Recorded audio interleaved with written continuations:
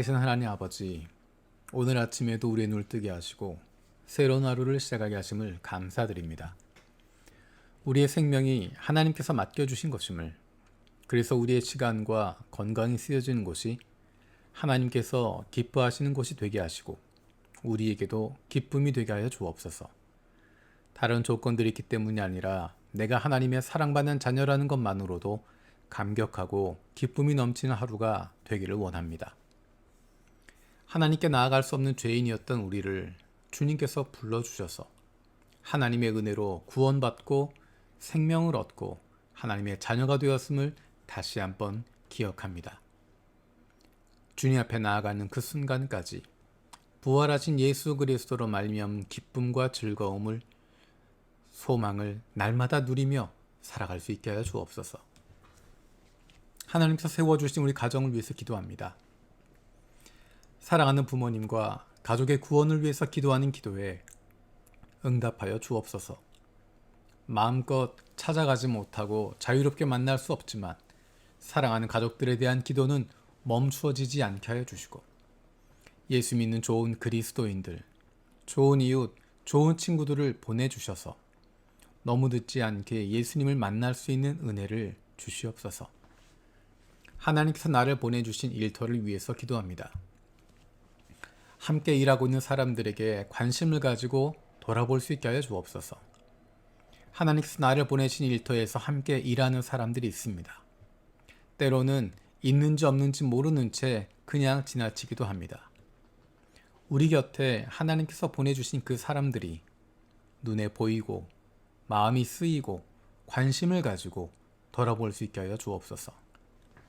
하나님께서 주인 되신 우리 교회를 위해서 기도합니다. 하나님께서 예수 그리스도를 우리에게 보내신 것처럼 주님께서 우리를 이 땅에 내 삶의 현장에 있는 이웃들에게 보내셨음을 기억하게 하여 주옵소서. 빛으로 오신 예수님을 닮아서 보내심을 받은 이곳에서 하나님의 자녀로 살아가게 하여 주옵소서. 우리에게 보내주신 수많은 영혼이 있음을 깨닫게 하시고 이들을 볼 수 있는 눈이 띄어지게 하여 주옵소서.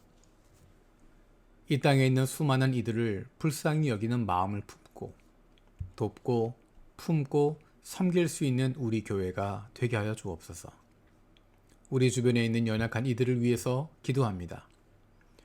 육신의 연약함을 가지고 있는 지체들과 사랑하는 가족들을 섬기고 돌보는 손길을 위해서 기도합니다. 사랑하는 사람이 있지만 오랜 병으로 관계가 힘들어지고 지치고 어려워지는 순간들이 있습니다. 사랑으로 섬기는 이들의 손에 힘을 주시고 주님께서 주시는 위로와 격려로 새로운 용기를 얻게 하여 주옵소서. 병으로 인해서 관계가 깨어지지 않게 하시고 힘들고 어려운 기억이 아니라 아름답고 귀한 순간들로 남게 하여 주옵소서. 특별히 병으로 고통 중에 있는 부모를 바라보는 자녀들을 불쌍히 여겨 주옵소서. 사랑하는 부모를 위한 자녀들의 기도를 들어주시고 그 마음을 성령께서 위로하여 주옵소서. 못된 암세포들 예수 그리스도의 이름으로 사라지게 하여 주시고 치료의 광선으로 저들의 아픈 부위를 비추어 주시기를 원합니다. 예수 그리스도의 치료의 손길로 안수하여 주시고 새로운 세포들이 소생하게 하여 주옵소서. 기도로 세계 품기 마다가스카르를 위해서 기도합니다. 소수의 권력자들이 국가의 부와 외부의 자원을 독점하지 않게 하시고 코로나19로 더욱 어려워진 중하층 주민들의 정상적인 경제활동이 회복되게 하여 주옵소서. 조상들의 유전과 터부에 매여 있는 말라가시들에게 바른 신학 교육을 받은 목회자들을 통해 복음이 전해지게 하여 주옵소서. 교회 공동체가 반민족적이고 이기적인 행태의 신앙을 버리고 애국애족하며 자기 희생적인 성도의 삶을 살아가게 하여 주옵소서. 말라가시 교회가 선교의 주체가 되고 외국 선교사들은 보조가 되는 선교연합이 일어나게 하여 주옵소서. 북한을 위해서 기도합니다. 전 세계에 흩어진 탈북자들을 불쌍히 여겨 주옵소서. 고향과 친척을 떠날 수밖에 없었던 아픔을 위로하여 주시고 세계 어느 곳에 있든 그곳에서 하나님을 만나는 은혜가 있게 하여 주옵소서. 아픔이 있고 어려움이 있지만 하나님을 만나는 은혜를 통해서 남과 북의 통일의 중심이 될 수 있도록 하나님께서 은혜를 베풀어 주시옵소서. 로마서 말씀을 묵상하고 있습니다. 겉모양으로 유대 사람으로 할례받은 사람으로 살아가는 것이 아니라 마음의 중심이 새로워지는 사람이 되게 하여 주옵소서. 겉모양으로 하나님의 백성인 척 하는 것이 아니라 마음의 중심으로 하나님의 자녀답게 살아갈 수 있게 하여 주옵소서. 오늘 하루 동안 만날 사람들, 할 일들, 결정해야 할 일들 가운데 말씀을 통해 구체적으로 인도하여 주옵소서. 감사드리고 예수님의 이름으로 기도드립니다. 아멘. 오늘 마음을 여는 말씀은 로마서 2장 17절에서 29절입니다.